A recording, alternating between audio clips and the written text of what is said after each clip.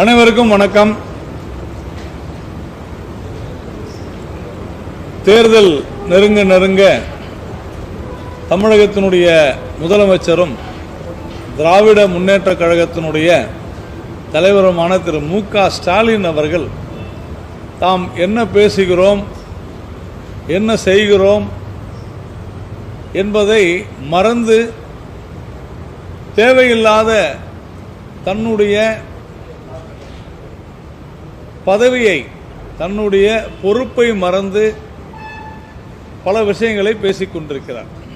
ஒரு முதலமைச்சராக எப்படி பேச வேண்டும், என்ன பேச வேண்டும் என்பது புரியாமல் தெரியாமல் பேசிக் கொண்டிருக்கிறார்.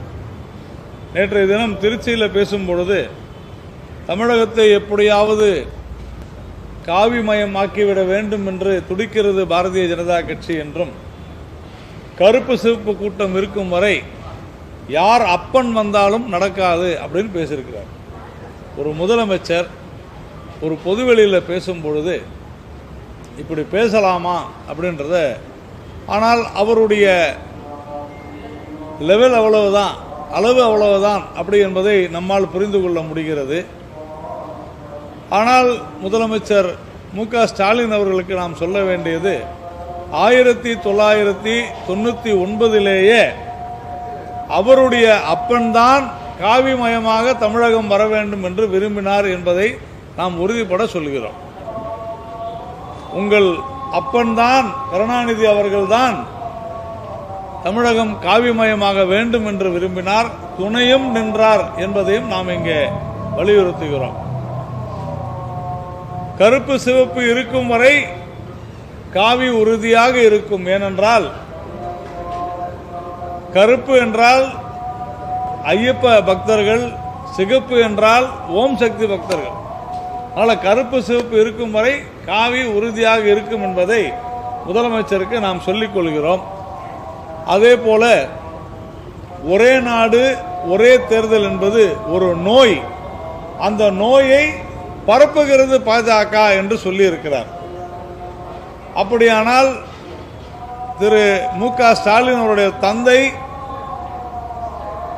இந்த நோயை பரப்பினாரா, நோய் பரப்புவதில் வல்லுநராக இருந்தாரா மு. கருணாநிதி அவர்கள் என்பதை நாம் கேட்கிறோம். ஏனென்றால்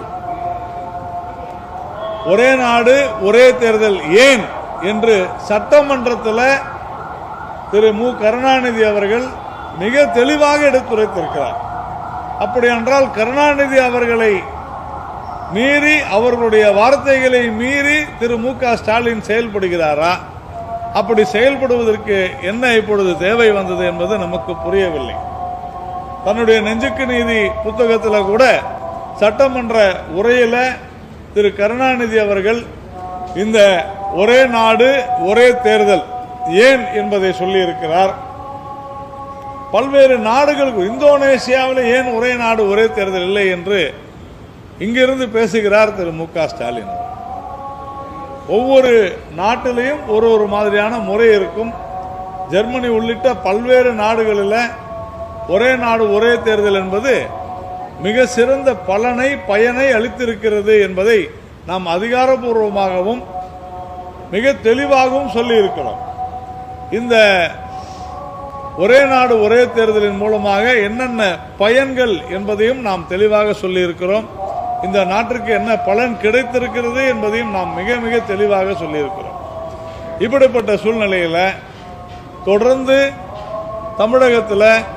தமிழகத்திற்கு மத்திய அரசாங்கம் நிதி கொடுக்க மறுக்கிறது அப்படின்ற நேற்றைய தினம் கூட பேசியிருக்கார். தமிழ்நாட்டிற்கு எதுவுமே செய்யவில்லை என்று திரு மு.க. ஸ்டாலின் அவர்கள் பேசியிருக்கிறார். நாளைய தினம் நம்முடைய மரியாதைக்குரிய பாரத பிரதமர் திரு நரேந்திர மோடி அவர்கள் தமிழகத்திற்கு, அதிலும் திருச்சிக்கு வரவிருக்கிறார். 5650 கோடி ரூபாய் மதிப்புள்ள திட்டங்களுக்கு அடிக்கல் நாட்டுவது, அதாவது ரயில்வே திட்டங்களுக்கு கொடியசைத்து துவக்குவது, கட்டமைப்பு திட்டங்கள், இயற்கை எரிவாயு திட்டங்கள், ஊரக இணைப்பு திட்டங்கள், நெடுஞ்சாலைத்துறை திட்டங்கள் என்று பல்வேறு திட்டங்களை தொடங்குவதற்கு நம்முடைய பாரத பிரதமர் திரு நரேந்திர மோடி அவர்கள் நாளை திருச்சி வருகிறார்.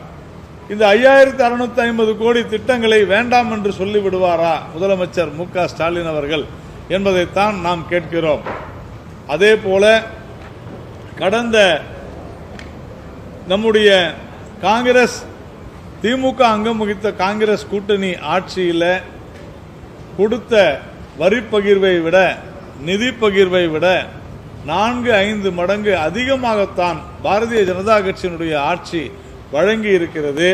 கிட்டத்தட்ட 10 ஆண்டுகளில் வரி பகிர்வாக மட்டுமே கிட்டத்தட்ட 7.02 லட்சம் கோடி ரூபாய் வழங்கப்பட்டிருக்கிறது. 14 லட்சம் கோடிக்கும் அதிகமாக நிதி 14 லட்சம் கோடிக்கும் அதிகமாக நிதி வழங்கப்பட்டிருக்கிறது.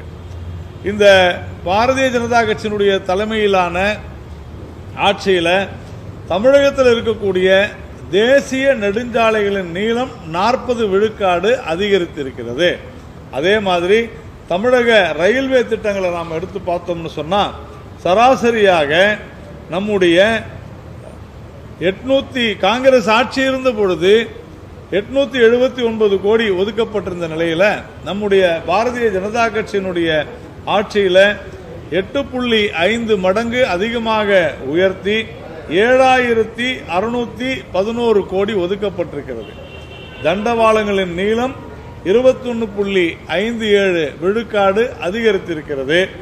9 வந்தே பாரத் ரயில்களும் 9 அம்ரித் பாரத் ரயில்களும் இந்த தமிழகத்தில் வழங்கப்பட்டிருக்கிறது. அதே மாதிரி கடந்த வருடம் இப்போ இன்னைக்கு நாளைக்கு 5650 கோடி என்பது போல கடந்த வருடம் 4800 கோடி மதிப்பிலான வளர்ச்சி திட்டங்களை நாம் தூத்துக்குடியில் பாரதிய ஜனதா கட்சியினுடைய மத்திய அரசாங்கம் வழங்கி இருக்கிறது. தூத்துக்குடி என்பது ஒரு மிகப்பெரிய துறைமுக நகரமாக இந்தியாவிலேயே ஒரு மிகப்பெரிய ஒரு துறைமுக நகரமாக வரவிருக்கிறது என்று சொன்னால் அதற்கு முழு காரணமுமே பாரதிய ஜனதா கட்சியினுடைய ஆட்சி தான்.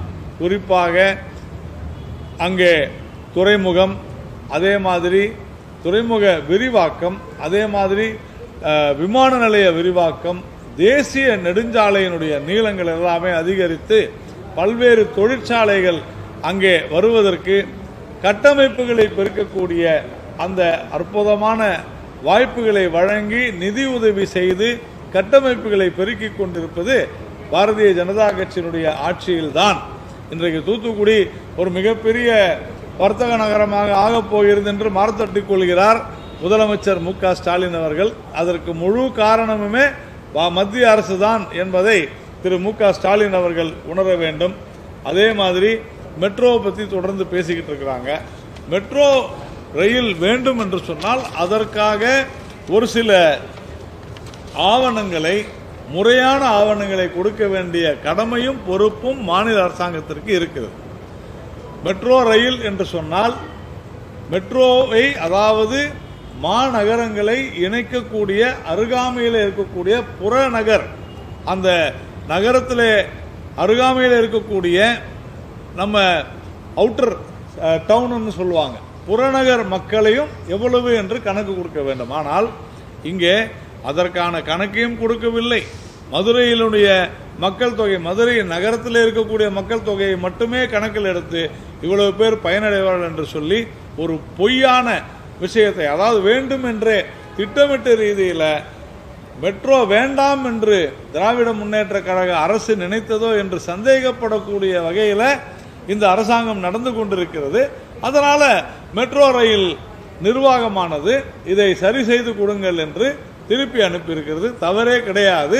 ஏனென்றால் முழுக்க முழுக்க மதுரை கோவையினுடைய இந்த மெட்ரோ திட்டம் தாமதமாவதற்கு காரணம் நம்முடைய மாநில அரசு தான் என்பதில் யாருக்குமே மாற்று கருத்து இருக்க முடியாது. அதே போல பல்வேறு மின் திட்டங்கள், இங்கே அதிக அளவிற்கு காசு கொடுத்து மின்சாரத்தை வாங்கக்கூடிய ஒரு திட்டத்தில் இந்த அரசாங்கம், மாநில அரசாங்கம் இயங்கி இருக்கிறது.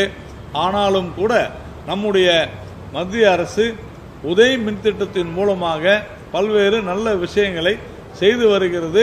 அதிக கடன் அளித்து மின் கட்டமைப்பை பெருக்கிக் கொண்டிருக்கிறது என்பது குறிப்பிடத்தக்கது. இதுபோல நம்முடைய தமிழகத்தினுடைய சாதனை பட்டியல். நம்முடைய தமிழகத்தினுடைய துணை முதலமைச்சர் திரு உதயநிதி ஸ்டாலின் அவர்கள் கடந்த 2-3 நாட்களுக்கு முன்பு பேசும் பொழுது, பிரச்சாரத்திற்கென்று தனியாக நாங்கள் செல்ல வேண்டுமா என்று யோசித்துக் கொண்டிருக்கிறோம் என்று சொன்னார். தயவு செய்து பிரச்சாரத்துக்கு தனியாக போயிடாதீங்க. ஒரு பயத்தின் அடிப்படையில் தான் அவர் அப்படி பேசுகிறாரு நான் உறுதியாக நம்புகிறேன். ஏனென்றால் மக்கள் கொதித்து போயிருக்கிறார்கள். கொதித்து போயிருக்கும் மக்களுக்கு ஒரு 5000 ரூபாய் கொடுத்தா ஓட்டு போட்டுருவாங்களா அப்படின்னு இவர்கள் திட்டம் போட்டு நாங்கள் 5000 கொடுத்து விட்டோம் என்று 5000 கொடுத்து மக்களை ஏமாற்றி விடலாம் என்று நினைத்தால் உங்களுடைய அந்த திட்டம் உறுதியாக பலிக்காது. ஏனென்றால் நாள்தோறும் கொலைகள், 400 கொலையும் பொழுதொரு பாலியல் சீண்டலுமாக, பாலியல் துன்புறுத்தலுமாக, குற்றங்களுமாக தமிழகம் விளங்கிக் கொண்டிருக்கிறது. இங்கே தொடர்ந்து யாரை வேண்டுமானாலும், எங்கு வேண்டுமானாலும், எப்போது வேண்டுமானாலும் வெட்டலாம், குத்தலாம், கொலை செய்யலாம் என்கிற அளவிற்கு இன்னைக்கு சட்டம் ஒழுங்கு சீர்கெட்டு போயிருக்கிறது. நாங்கள் சொல்லாததையும் செய்திருக்கிறோம், சொன்னதையும் செய்திருக்கிறோம் என்று உதயநிதி சொல்கிறார். ஆனால் அவர்கள் சொல்லாதது எதையெல்லாம் செய்தார்கள் என்று நான் ஒரு பட்டியலே போட முடியும். சட்ட ஒழுங்கை நாங்கள் சீர்கெடுப்போம் என்று சொல்லவில்லை, ஆனால் சீர்கெடுத்து விட்டார்கள். குற்ற சம்பவங்களை தடுப்போம் என்று அவர்கள் சொல்லவில்லை, ஆனால் அவர்கள் குற்ற சம்பவங்களை தடுக்கவே இல்லை. அதே மாதிரி பாலியல் வன்கொடுமைகளை நாங்கள் பெண்களை பாதுகாப்போம் என்று அவர்கள் சொல்லவே இல்லை. ஆனால் இப்பொழுது பெண்களை பாதுகாப்போம் என்று சொன்னார்கள், ஆனால் பெண்களை பாதுகாக்க அவர்களால் முடியவில்லை. சிறு குழந்தைகள், பள்ளிகளிலே படிக்கக்கூடிய சிறு குழந்தைகளுக்கு பாலியல் ரீதியான துன்புறுத்தல்கள் அதிகரித்து கொண்டே வருகிறது. 2ஆம் வகுப்பு படிக்கும் ஒரு பெண் குழந்தை, 4ஆம் வகுப்பு படிக்கும் பெண் குழந்தை பாலியல் ரீதியான துன்புறுத்தல்களை அந்த பள்ளிகளிலே பணியாற்றக்கூடிய ஆசிரியர்கள் மற்றும் பணியாளர்கள் இடத்துல அது நடக்கிறது என்று சொன்னால் அதற்கு காரணம் சமூக அவலம். அந்த சமூக அவலத்தை உருவாக்கியது திராவிட முன்னேற்ற கழகத்தினுடைய மோசமான கொள்கை. லிக்கர் பாலிசி, சாராயம், கஞ்சா, போதை மருந்து எப்படியெல்லாமோ வந்து இந்த அரசாங்கம் வந்த பிறகுதான் பல்வேறு நாம் பார்க்கக்கூடிய ஒரு கடையில் போய் பல பொருட்களுடைய மாடல் மாதிரி இன்னைக்கு போதை மருந்து என்பது பல்வேறு விஷயங்களில் பேஸ்டில் கொடுக்குறாங்களாம். எப்படி எவ்வளவு மோசமான மெத்தப்பட்டமைன் உட்பட எல்லாமே திராவிட முன்னேற்ற கழகத்தினுடைய பல்வேறு நிர்வாகிகள் இதில் தொடர்பு இருக்கின்றனர் என்பதை நாம் பார்க்கிறோம். கடந்த 3 நாட்களில் மட்டுமே பல்வேறு கொலை, கொள்ளை, பாலியல் ரீதியான துன்புறுத்தல் சம்பவங்கள் நடைபெற்றிருக்கின்றன. அதே மாதிரி லஞ்சம், ஊழல் என்று நாம் எடுத்துக்கொண்டால் எங்களுடைய மாண்புமிகு மத்திய அமைச்சர் சிவராஜ் சிங் சௌகான் அவர்கள் சமீபத்திலே வந்திருந்த போது எப்படி தமிழகத்திலே 100 நாள் வேலைவாய்ப்பு திட்டத்தில் மிகப்பெரிய ஊழலை செய்திருக்கிறார்கள் என்று தெளிவாக சொன்னார். ஒரு குடும்பத்தில் திராவிட முன்னேற்ற கழகத்தை சேர்ந்தவர்களுக்கு 5 பேருக்கு வேலைவாய்ப்பு கொடுத்ததாக பொய் சொல்லி இவர்கள் ஊழல் செய்திருக்கிறார்கள். அதே மாதிரி 100 நாள் வேலைவாய்ப்பு திட்டமாக இருந்தாலும் சரி, அதே மாதிரி மத்திய அரசாங்கத்தினுடைய திட்டம் கேட்கலாம், இது மத்திய அரசாங்க திட்டம் தானே. மத்திய அரசாங்கத்தினுடைய திட்டங்களை செயல்படுத்துவது மாநில அரசாங்கம். அப்போ இந்த மாநில அரசு அதுதான் இவங்க சொல்றாங்க எங்களுக்கு மாநில உரிமைகள் பறிக்கப்படுகிறதுன்னு. மாநில உரிமைகள் எப்படி பறிக்கப்படுதுன்னா, இவங்க ஊழலும் லஞ்சமும் செஞ்சா அதை கேள்வி கேட்டா எங்க உரிமையை தடுக்கிறீங்க, நாங்க லஞ்சம் வாங்குறதும் ஊழல் செய்யறது எங்க உரிமை, அதை தடுக்க பார்க்கிறது பாரதிய ஜனதா கட்சி அரசு என்று சொல்வதுதான் இவர்களுடைய மாநில உரிமைகள் பறிப்பு என்கிற ஒரு ஸ்லோகனாக இருக்கிறது. இது மிக மிக தவறான ஒரு விஷயம். தொடர்ந்து நீங்க விவசாயிகளுடைய கௌரவ நிதி திட்டமாகட்டும், அல்லது ஸ்வச் பாரத் என்று சொல்லப்படுகிற தூய்மை இந்தியா திட்டமாகட்டும், 100 நாள் வேலைவாய்ப்பு திட்டமாகட்டும், எல்லா விஷயத்தில் அனைவருக்கும் வீடு கட்டும் திட்டமாகட்டும், எல்லா திட்டங்களிலுமே மாநில அரசு மிகப்பெரிய மோசடியை செய்திருக்கிறது. அதை சிஏஜி அறிக்கை மிக தெளிவாக சொல்கிறது. மாநில அரசு எப்படியெல்லாம் திட்டமிட்ட ரீதியில் ஊழல் செய்திருக்கிறது என்பதை சிஏஜி அறிக்கை சொல்லி இருக்கிறது. இதுல ஸ்டாலின் 2.0 அப்படின்னு ஒரு ஸ்டேட்மெண்ட் கொடுக்குறோன்னு வேற சொல்றாரு நம்முடைய முதலமைச்சர். நான் என்ன கேட்கிறேன், நீங்கள் ஸ்டாலின் 2.0 ஸ்டேட்மெண்ட் எல்லாம் இப்ப கொடுக்க வேணாங்க. ஸ்டாலின் 1.0க்கு நீங்க என்ன செஞ்சீங்க, இந்த 5 வருடங்கள்ல நீங்கள் என்ன சாதனை செய்தீர்கள் என்ற ஸ்டேட்மெண்ட் கொடுங்க. கல்வி ரீதியாக தமிழகம் முன்னேறுகிறதா என்றால் இல்லை, பொருளாதார ரீதியாக முன்னேறுகிறதா என்றால் இல்லை. ஏனென்றால் விலைவாசி இந்திய சராசரியை விட விலைவாசி தமிழ்நாட்டில் அதிகம், பணவீக்கம் அதிகம். காரணம் என்ன அப்படின்னு சொன்னா, வருவாயை நீங்கள் பெருக்கவில்லை. இந்த அளவிற்கு ஒரு பொருளாதார ரீதியாக ஒரு உற்பத்தி மாநிலம் பின்தங்கி இருக்கிறது அப்படின்னு சொன்னா தமிழ்நாடு தான். மகாராஷ்டிராவோ குஜராத்தோ அப்படி இல்லை. இந்த உற்பத்தி மாநிலம் தமிழ்நாடு மிக சிறந்த உற்பத்தி மாநிலம். ஆனால் செமிகண்டக்டர் போன்ற, ஆர்டிபிஷியல் இன்டெலிஜென்ஸ் போன்ற புதிய நவீன தொழில்நுட்பங்கள் சார்ந்த தொழில்கள் முன்னேறி இருக்கின்றனவா, இங்கு வந்திருக்கின்றனவா என்றால் கிடையாது. அஸ்ஸாமில் டாடா ஒரு செமிகண்டக்டர் ஆலையை துவக்குகிறார்கள். ஆனால் தமிழ்நாட்டில் அதை ஏன் ஓசூரில் உங்களால் கொண்டு வர முடியாமல் போனது? அப்படி ஏன் முடியலன்னு கேட்டால் பிஜேபி பறிச்சுக்கிச்சு அப்படின்னு ஒரு பொய்யை சொல்றாங்க. எப்படி பிஜேபி பறிக்கும்? மற்றதெல்லாம் வரும்போது இது மட்டும் ஏன் உங்களுக்கு வராது? இப்படி தொடர்ந்து தமிழ்நாட்டினுடைய தொழில் வளர்ச்சியை இவர்கள் கருத்தில் கொள்ளவில்லை. தமிழ்நாட்டினுடைய பொருளாதாரத்தை சீரழித்திருக்கிறார்கள். பெண்களுடைய பாதுகாப்பை முற்றிலுமாக மறந்து விட்டார்கள். சட்ட ஒழுங்கை சீர்கெடுத்து விட்டார்கள். குற்றங்கள் தடுக்காத வண்ணம் இருப்பதற்குத்தான் காவல்துறை. குற்றம் நடந்த பின்னர் அது குற்றத்தை கண்டுபிடிப்பு என்பது ஒரு பெரிய விஷயம் இல்லை. ஏனென்றால் குற்றம் செய்பவர்கள் கண்டிப்பாக ஏதாவது ஒரு எவிடன்ஸை விட்டுட்டு போவாங்க, கண்டுபிடிச்சிடலாம். ஆனால் காவல்துறைக்கு அதிக அதிகாரம். நானோ நீங்களோ நினைத்தால் உறுதியாக அதிகாரம் இல்லை. ஒருவரை கைது செய்வதற்கோ விசாரணை செய்வதற்கோ கூட அதிகாரம் இல்லை. காவல்துறைக்கு ஏன் அந்த அதிகாரம் கொடுக்கிறார்கள்? குற்றங்கள் நிகழாத வண்ணம் தடுப்பதற்கு. ஆனால் இப்பொழுது அது நடைபெறுகிறதா என்றால் இல்லை. குற்றங்களை தடுப்பதற்கு காவல்துறை தவறி இருக்கிறது. தமிழ்நாட்டில் சிறு குழந்தைகள் மீதான பாலியல் வன்முறைகள் பரவுவதற்கு அதிகரித்திருப்பதற்கு 3 மடங்கு அதிகரிக்கிறது. போக்சோ சட்டத்தில் 9500 போக்சோ சட்டம் பாய்ந்திருக்கிறது என்ற வழக்கு தொடுக்கப்பட்டிருக்கிறது என்று சொன்னால் 3 மடங்கு அந்த குற்றம் அதிகரிக்கிறது என்று சொன்னால் முழுமையான காரணம் இந்த சாராயமும் இந்த போதை மருந்தும் தான், போதைப் பொருளும் தான் என்பதில் மாற்று கருத்து இல்லை. இப்படிப்பட்ட சூழ்நிலையில் தமிழக மக்கள் தெளிவாக இந்த ஆட்சியை அகற்றுவதில் உறுதியாக இருக்கின்றனர். அந்த திராவிட முன்னேற்ற கழகத்தினுடைய கூட்டணி எப்படியெல்லாம் திண்டாடி கொண்டிருக்கிறது என்பதை நாம் பார்க்கிறோம். இங்கு அதிமுகவை அடிமையாக்க பார்க்கிறது பிஜேபி அப்படின்னு சொல்றாரு திரு மு க ஸ்டாலின் அவர்கள். கம்யூனிஸ்டுகளை காசு கொடுத்து விலைக்கு வாங்கியது திராவிட முன்னேற்ற கழகம். யார் யாரை அடிமையாக்கியது? விடுதலை சிறுத்தைகள் கட்சியை தன்னுடைய சின்னத்தில் நிற்க வேண்டும் என்று வற்புறுத்தி நிற்க வைத்தது யாரு? அடிமையாக்கியது யாரு? திமுக என்பது மற்ற கட்சிகளை அடிமையாக நினைத்துக் கொண்டிருக்கக்கூடிய ஒரு கட்சி.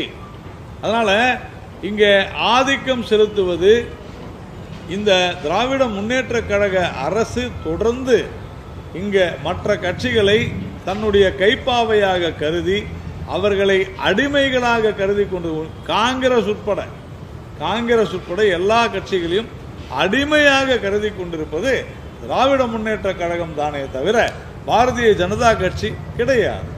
ஒவ்வொரு கட்சியும் ஒரு முடிவெடுக்கும்.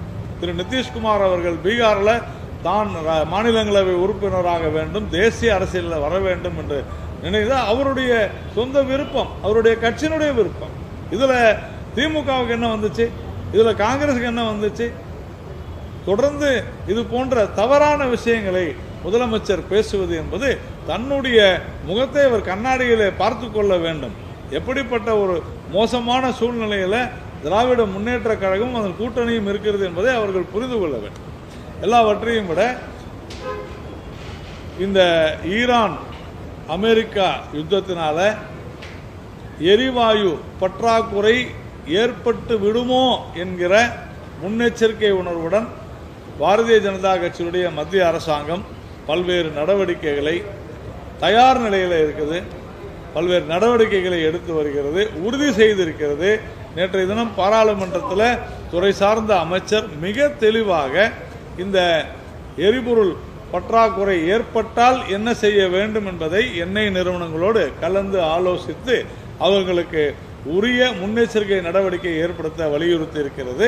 மக்கள் பதற்றமடையக்கூடாது, ஊடகங்களும் கூட பொறுப்புணர்வோடு செயல்பட்டு இந்த பதட்டத்தை மக்களிடையே யாரேனும் பதற்றத்தை ஏற்படுத்த நினைத்தால் கூட அதை சரி செய்து அப்படி அல்ல என்பதை சொல்லி எண்ணெய் நிறுவனங்கள் முன்னேற்பாட்டுடன் இருக்கின்றன.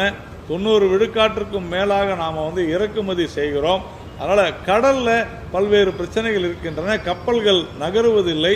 ஆனாலும் கூட சர்வதேச அளவில் பல்வேறு நாடுகளை தொடர்பு கொண்டு நமக்கு அந்த எரிவாயு கிடைக்கும் அளவிற்கு நாம ஒரு முன்னேற்பாடுகளை எடுத்து வருகிறோம். வரக்கூடிய காலங்களில் இந்த நிலைமை உறுதியாக சீரமையும். உலக நாடுகள் பலவற்றிலும் எரிவாயு தட்டுப்பாடு இருக்கும் பொழுது கடந்த 10 வருடங்களாக நாம மேற்கொண்டிருக்கக்கூடிய பல்வேறு ஒப்பந்தங்களின் அடிப்படையில் நமக்கு கையிருப்பு என்பது அதிகமாக இருக்கிறது. இந்தியாவில் மட்டும்தான் எரிபொருள் தட்டுப்பாடு என்பது இப்போது இல்லை. பெட்ரோல் டீசல் உட்பட எரிவாயு உட்பட தட்டுப்பாடு என்பது இப்போது இல்லை. மற்ற நாடுகளெல்லாம் பெட்ரோலினுடைய விலை மிக மிக உயர போய்கொண்டே இருக்கிறது. ஆனால் 5 வருடங்களுக்கும் மேலாக நம்முடைய நாட்டில் பெட்ரோல் டீசல் விலை ஒரே மாதிரி இருக்கிறது. இப்பொழுது கூட நம்மிடம் கையிருப்பு இருக்கிறது என்பதை நாம் தொடர்ந்து சொல்லி வருகிறோம். இதில் எதிர்க்கட்சிகள் வேண்டும் என்றே திட்டமிட்ட ரீதியில் மக்களை பதற்றத்திலே ஆழ்த்த வேண்டும் என்பதற்காக பல்வேறு அறிக்கைகளை விட்டுக் கொண்டிருக்கின்றனர். அதில் திரு மு.க. ஸ்டாலின் அவர்களும் அது போன்று செய்து கொண்டிருக்கிறார் என்பதை சொல்லி அவர்கள் நாட்டின் மீது, நாட்டு மக்களின் மீது சற்றேனும் அன்பு காட்ட வேண்டும் என்பதைத்தான் நாம் சொல்லுகிறோம்.